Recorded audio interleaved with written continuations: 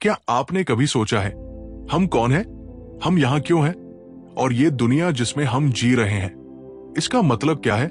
आज की कहानी एक ऐसी लड़की की है जिसे एक दिन एक मिस्टीरियस लेटर मिलता है और उस लेटर के साथ शुरू होती है एक ऐसी जर्नी जो उसकी लाइफ हमेशा के लिए बदल देती है। ये सिर्फ एक स्टोरी नहीं है, ये एक दरवाजा है, फिलॉसफी की दुनिया का दरवाजा। और आज हम एक्सप्लोर करेंगे एक best selling philosophical novel Sophie's world by Jostein Gaarder. Sophie's world एक ऐसी किताब है जो फिलॉसफी को एक मैजिकल कहानी के जरिए समझाती है। इसके लेखक जोस्टीन गार्डर ने एक यंग लड़की सोफी के नजरिए से पूरी वेस्टर्न फिलॉसफी को एक्सप्लेन किया है। ये किताब हमें सिखाती है कि सोचना सिर्फ एक काम नहीं, एक कला है और हर इंसान का हक है कि वो दुनिया और अपनी एग्जिस्टेंस के बारे में सवाल करे। अगर आप ऐसे सवालों में इंटरेस्ट रखते हैं जैसे मैं कौन हूं, ये दुनिया क्या है, तो ये ऑडियो बुक आपकी सोच को नई दिशा दे सकती है। चैप्टर 1, सवाल करने की शुरुआत, the awakening of curiosity. Sophie Amundsen एक बिल्कुल ऑर्डिनरी लड़की है। उसकी उम्र लगभग 14 साल है और वो अपनी माँ के साथ एक क्वाइट नेबरहुड में रहती है। एक दिन स्कूल से लौटते समय उसे मेल बॉक्स में एक छोटा सा लेटर मिलता है। उस लेटर में सिर्फ एक ही सवाल लिखा होता है, तुम कौन हो? शुरुआत में सोफी को ये क्वेश्चन थोड़ा अजीब लगता है, लेकिन जितना वो इस पर सोचती है उतना ही ये सवाल उसके अंदर गहराई से गूंजने लगता है। वो खुद से पूछती है, मैं सिर्फ एक स्टूडेंट हूं या मैं इससे कुछ ज्यादा हूं? कुछ ही समय बाद उसे एक और लेटर मिलता है, दुनिया कहां से आई? अब उसकी क्यूरियोसिटी और बढ़ जाती है। ये सवाल सिंपल नहीं है, लेकिन यही फिलॉसफी की शुरुआत होती है। फिलॉसफी का मतलब ही है सवाल करना, जवाब ढूंढना और फिर उन जवाबों को फिर से परखना। सोफी को पहली बार एहसास होता है कि जितना वो सोचती थी, दुनिया उससे कहीं ज्यादा मिस्टीरियस और कॉम्प्लेक्स है। सोचिए, जब एक बच्चा पहली बार बारिश देखता है तो वो सवाल करता है, ये पानी आसमान से कैसे गिर रहा है? वो उस पल में फिलॉसफर होता है। लेकिन जैसे जैसे हम बड़े होते हैं, हम इन सवालों को इग्नोर करना शुरू कर देते हैं। हम हर चीज को नॉर्मल मानने लगते हैं। सोफी की कहानी हमें फिर से याद दिलाती है कि असली वंडर वही होता है जो बेसिक चीजों में छुपा होता है, जैसे आसमान का नीला होना, पेड़ का उगना या हमारी सोचने की क्षमता। इस चैप्टर में ऑथर हमें यही सिखाता है कि फिलॉसफी की जर्नी किसी बड़े कॉलेज या लाइब्रेरी से नहीं, बल्कि एक छोटे सवाल से शुरू हो सकती है, मैं कौन हूं?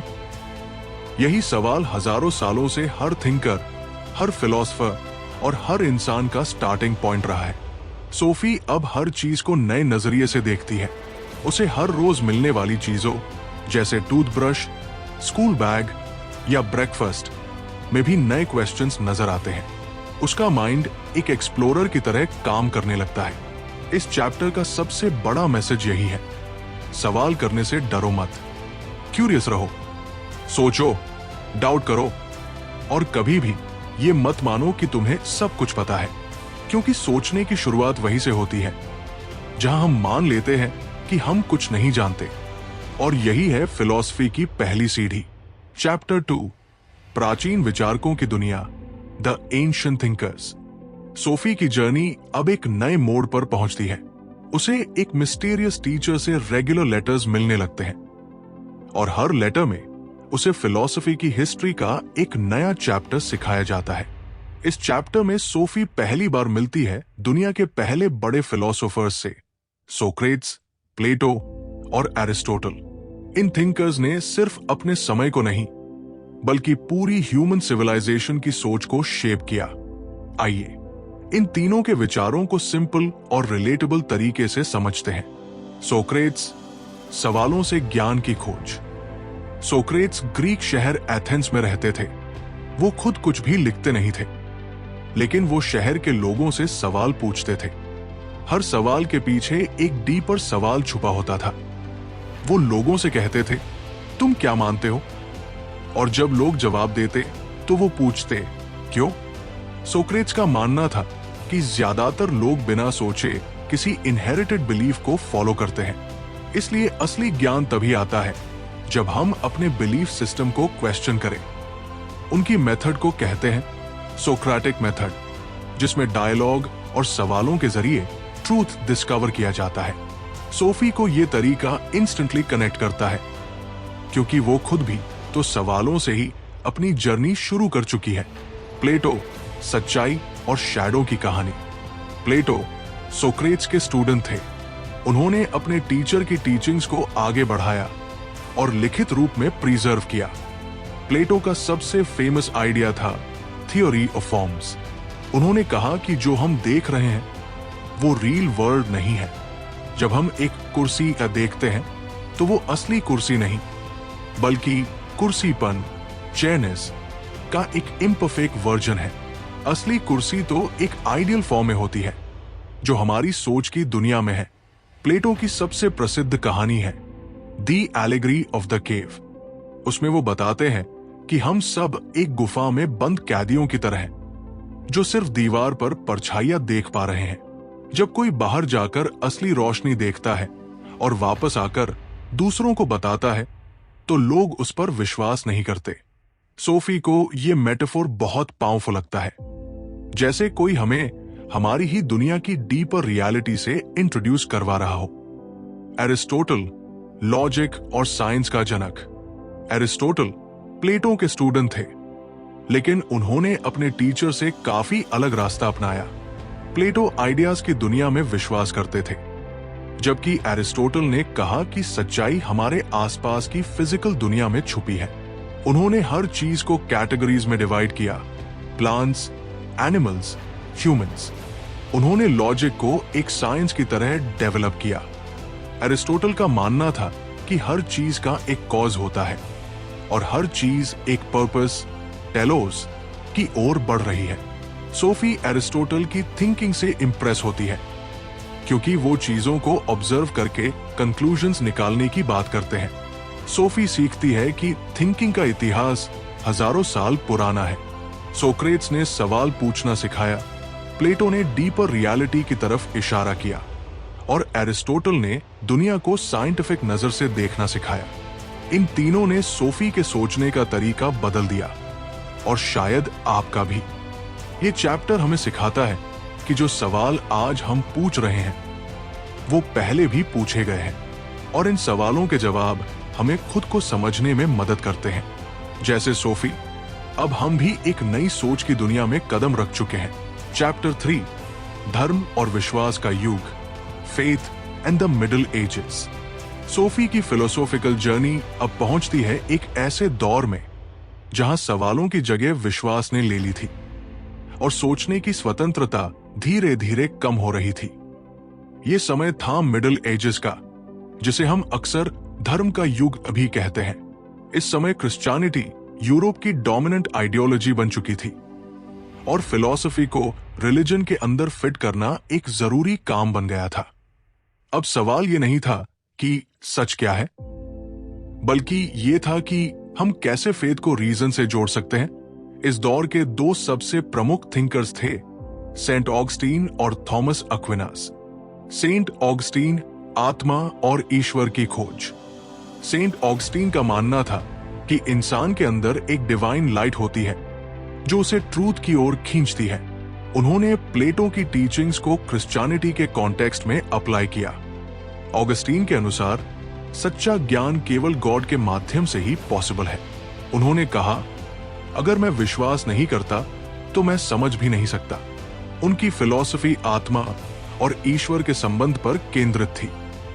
उन्होंने ये समझाने की कोशिश की कि कैसे मानव आत्मा ईश्वर की खोज में हमेशा भटकती रहती है और उसका अल्टीमेट गोल है गॉड की ओर लौटना। सोफी को ऑगस्टीन की बातें थोड़ी कंफ्यूजिंग लगती है, क्योंकि अभी तक उसने सवाल पूछकर आंसर्स खोजने की कोशिश की थी और अब उसे बताया जा रहा है कि विश्वास पहले आना चाहिए। थॉमस एक्विनास, रीजन और फेथ का संगम। थॉमस एक्विनास ने कोशिश की कि ग्रीक फिलॉसफी और क्रिश्चियन थियोलॉजी के बीच एक पुल बनाया जाए।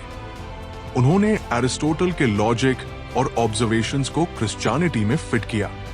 उनके अनुसार फेथ और रीजन दोनों ही गॉड की ओर ले जा सकते हैं।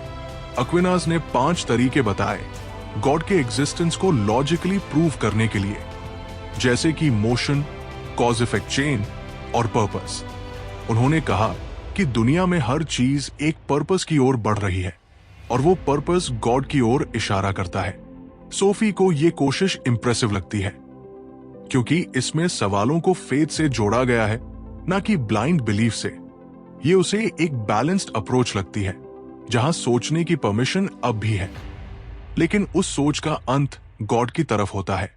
मिडिल एजेस में फिलॉसफी को चर्च के फ्रेमवर्क में बांध दिया गया था।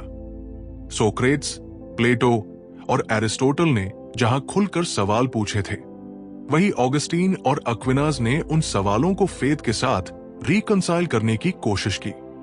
सोफी को समझ आता है कि हर दौर की अपनी सोच होती है। कभी सोचने की आजादी होती है तो कभी विश्वास का दबाव, लेकिन दोनों के बीच संतुलन बनाना, यही एक फिलॉसफर का असली काम है। ये चैप्टर हमें यह भी सिखाता है कि फेथ और रीजन एक दूसरे के विरोधी नहीं, बल्कि सहयोगी हो सकते हैं अगर हम सोच को बंद करने की बजाय उसे एक दिशा दें। अब सोफी तैयार है नेक्स्ट चैप्टर में एक नई सोच, मॉडर्न फिलॉसफी के साथ आगे बढ़ने के लिए। चैप्टर 4, विज्ञान और आधुनिकता का उदय, science and the age of reason. Sophie अब एक नए युग में प्रवेश करती है, ऐसा युग जहां फेथ की जगह डाउट ने ले ली है और सोचने की दिशा अब लॉजिक और एविडेंस की ओर मुड़ गई है।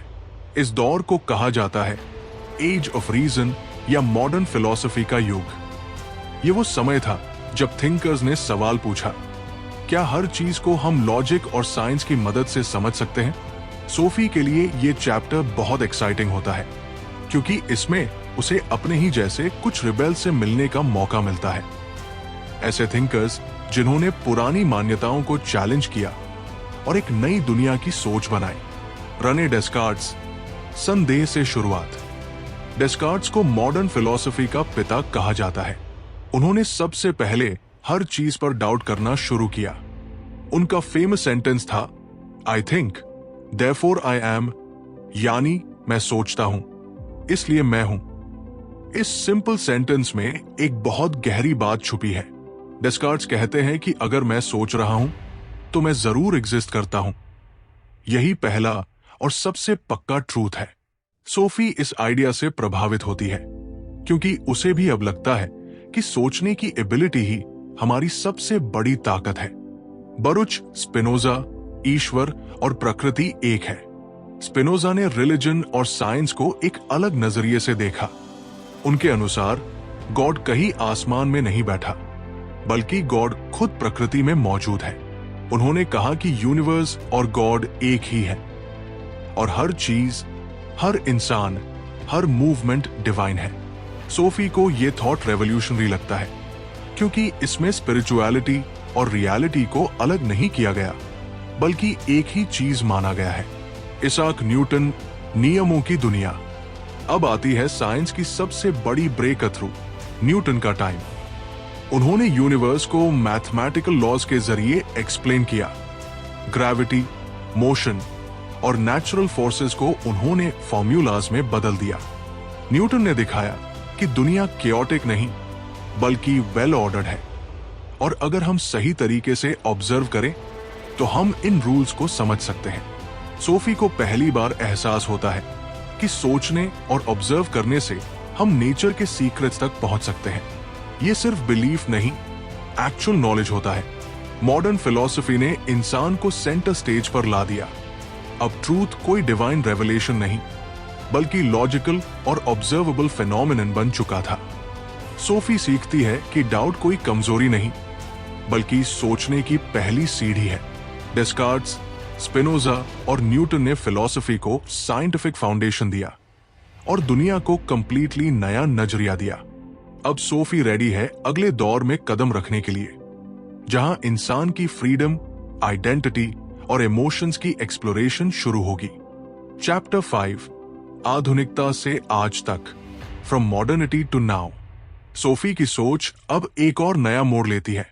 मॉडर्न थिंकर्स के बाद अब वो उस दौर में पहुंचती है जहां इंसान खुद अपने अस्तित्व, फ्रीडम और इमोशंस पर सवाल उठाने लगता है। ये वो समय है जब फिलॉसफी अब सिर्फ लॉजिक या गॉड के अस्तित्व तक सीमित नहीं रह जाती, बल्कि इंसानी एक्सपीरियंस, स्ट्रगल और आइडेंटिटी का एक्सप्लोरेशन शुरू होता है। एग्जिस्टेंशियलिज्म, अस्तित्व का संघर्ष। एग्जिस्टेंशियलिज्म एक ऐसा फिलोसॉफिकल मूवमेंट है जो कहता है कि इंसान की लाइफ का कोई प्री डिफाइंड मीनिंग नहीं है, उसे अपना मतलब खुद बनाना होता है। जीन पॉल सर्त्रे इस विचारधारा के प्रमुख थिंकर थे। उन्होंने कहा, man is nothing else but what he makes of himself, यानी हम जो भी हैं वो हमारी चॉइसेस से डिफाइन होता है। हम खुद को जिस डायरेक्शन में ले जाएंगे वही हमारी आइडेंटिटी बन जाएगी। सोफी को यह बात बहुत इंस्पायरिंग लगती है, क्योंकि इसका मतलब है कि हम अपनी जिंदगी के ओथक खुद हैं। फ्रेडरिक नीत्शे, भगवान मर चुका है। नीत्शे एक बोल्ड थिंकर थे। उन्होंने कहा, गॉड इज डेड। लेकिन इसका मतलब यह नहीं कि उन्होंने रिलीजन को रिजेक्ट किया, बल्कि उनका इशारा था कि मॉडर्न सोसाइटी में गॉड की जगह इंसान ने ले ली है। नीत्शे का फोकस था ह्यूमन पोटेंशियल पर। उन्होंने यूबरमेंश, सुपरमैन की कल्पना की, ऐसा इंसान जो अपनी वैल्यूज खुद बनाता है और दूसरों पर डिपेंड नहीं करता। सोफी को नीत्शे के आइडियाज थोड़ा बेचैन लगते हैं, लेकिन वो समझती है कि ये सोच भी इंसान को अपनी लाइफ की रिस्पॉन्सिबिलिटी लेने की तरफ धकेलती है। कार्ल मार्क्स, समाज और संघर्ष की सोच। मार्क्स ने फिलॉसफी को इकोनॉमिक और सोशल पर्सपेक्टिव से देखा। उन्होंने कहा कि इंसान की सोच भी उसके समाज और क्लास स्ट्रक्चर से इन्फ्लुएंस होती है। उनके अनुसार हिस्ट्री एक स्ट्रगल है, रिच और पुअर के बीच, ऑप्रेसर्स और ऑप्रेस्ड के बीच। सोफी को मार्क्स का पर्सपेक्टिव लॉजिकल लगता है। वो देखती है कि कैसे समाज में इनइक्वालिटी और इनजस्टिस से लोगों की सोच और बिहेवियर शेप होता है। सिगमंड फ्रॉड मन का अनजाना हिस्सा। फ्रॉड ने इंसानी माइंड के ऐसे हिस्से को इंट्रोड्यूस किया जिसे लोग पहले जानते ही नहीं थे, सबकॉन्शियस माइंड। उन्होंने बताया कि हमारे बहुत से एक्शंस और थॉट्स एक्चुअली हमारे अंदर दबे हुए इमोशंस और डिजायर से आते हैं। सोफी को लगता है कि फ्रॉड का आइडिया डरावना भी है और आकर्षक भी, क्योंकि इसका मतलब है कि हम खुद को पूरी तरह नहीं जानते और सेल्फ डिस्कवरी की जर्नी कभी पूरी नहीं होती। रियलिटी की सबसे बड़ी ट्विस्ट, सोफी की दुनिया। जैसे जैसे सोफी इन सारे थॉट्स को एब्जॉर्ब करती है, वो एक शॉकिंग ट्रूथ डिस्कवर करती है कि वो खुद एक स्टोरी का कैरेक्टर है। उसकी पूरी रियलिटी किसी और के इमेजिनेशन का हिस्सा है। उसका मेंटोर एल्बर्ट नॉक्स और बाकी सब एक नॉवेलिस्ट की कल्पना में एग्जिस्ट करते हैं।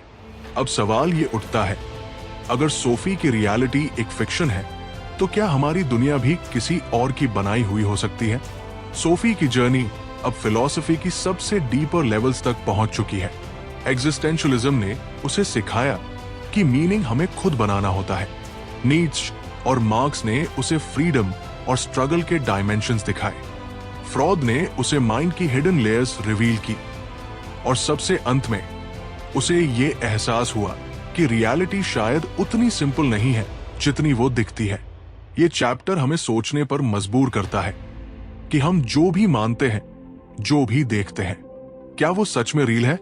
सोफी की तरह हमें भी अपनी सोच की बाउंड्रीज को चैलेंज करना होगा, क्योंकि शायद असली विजडम वही छुपा है। अगर आप यहां तक हमारे साथ बने हुए हैं तो वेलकम। आप दुनिया के टॉप 1% लोगों में से एक हैं जो अपने लाइफ में कुछ बड़ा करना चाहते हैं और अपनी थिंकिंग को नेक्स्ट लेवल पर ले जाना चाहते हैं। अब हम बात करेंगे इस किताब की कुछ पावरफुल कोट्स और प्रैक्टिकल लेसन्स के बारे में, जो आपके माइंड को और भी ज्यादा ओपन करेंगे। Powerful quotes. Number 1, The only thing we require to be good philosophers is the faculty of wonder. इसका मतलब है कि सोचने के लिए सबसे जरूरी चीज है हैरानी। जब हम दुनिया को देखकर वंडर करते हैं, तभी असली सवाल उठते हैं। सोफी की तरह हमें हर चीज को नए नजरिए से देखना सीखना होगा। Number 2, Wisest is she who knows she does not know. ये सोक्रेट्स की सोच पर बेस्ड कोट है। जब हम मान लेते हैं कि हमें सब कुछ नहीं पता, तभी लर्निंग शुरू होती है। ईगो को हटाकर क्यूरियोसिटी को अपनाना जरूरी है। Number 3, we are thrown into this world but we must give it meaning. Existentialism का कोर यही है। जिंदगी में कोई रेडीमेड पर्पस नहीं है। हमें अपनी लाइफ को खुद ही मीनिंग देना होता है, अपने एक्शंस और डिसीजन से। Number 4, a philosopher never takes anything for granted. एक सच्चा थिंकर हर चीज को क्वेश्चन करता है, चाहे वो डेली रूटीन हो या सेंचुरीज ओल्ड बिलीफ्स। ये हैबिट ही आपको अलग बनाती है। Number 5, you are the white rabbit being pulled out of the magician's hat. ये कोट इमेजिनेशन और रियलिटी के बीच के मिस्ट्री को शो करता है। हम सब एक मैजिकल यूनिवर्स का हिस्सा हैं और हमें इसे वंडर की तरह देखना चाहिए, न कि बॉर्डम की तरह। Practical lessons. लेसन 1, हर दिन एक सवाल पूछो। जैसे सोफी ने किया, वैसे ही आप भी हर दिन खुद से या दुनिया से एक मीनिंगफुल सवाल पूछिए। लेसन 2, सोचने के लिए टाइम निकालो।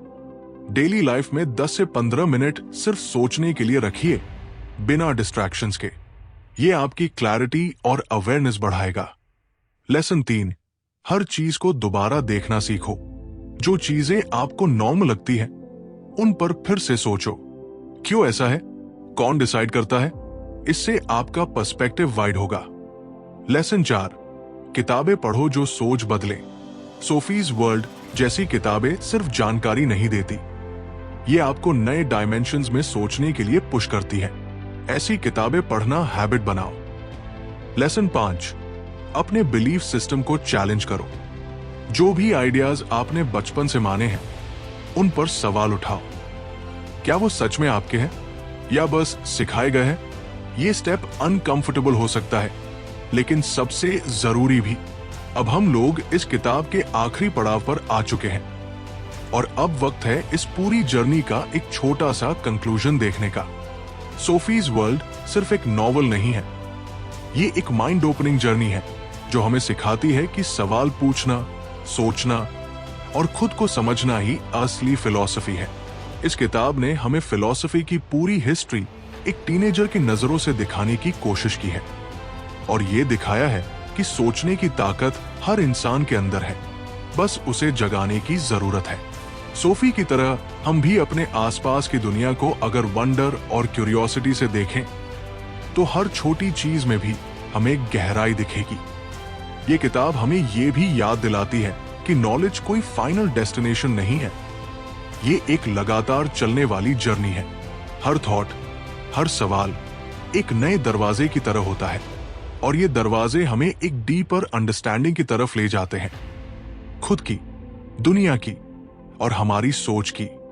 याद रखिए, सोचने की हिम्मत हर किसी में नहीं होती, लेकिन अगर आप सोचते हैं, सवाल करते हैं और अपने बिलीफ्स को चैलेंज करने का साहस रखते हैं, तो आप भी एक सच्चे फिलोसोफर की तरह जी रहे हैं। अगर आपको यह समरी पसंद आई हो तो लाइक करें और फ्यूचर ऑडियो बुक्स और डीप सोचने वाली कहानियों के लिए सब्सक्राइब करना ना भूलें। अपने दोस्तों के साथ शेयर करें ताकि वो भी इस थिंकिंग जर्नी का हिस्सा बन सके। मिलते हैं अगली किताब में एक नई सोच, एक नई जर्नी और कुछ ऐसे आइडियाज के साथ जो आपकी जिंदगी को बदल सकते हैं। टिल देन, सोचते रहिए, सवाल करते रहिए, क्योंकि वही असली अवेकनिंग है।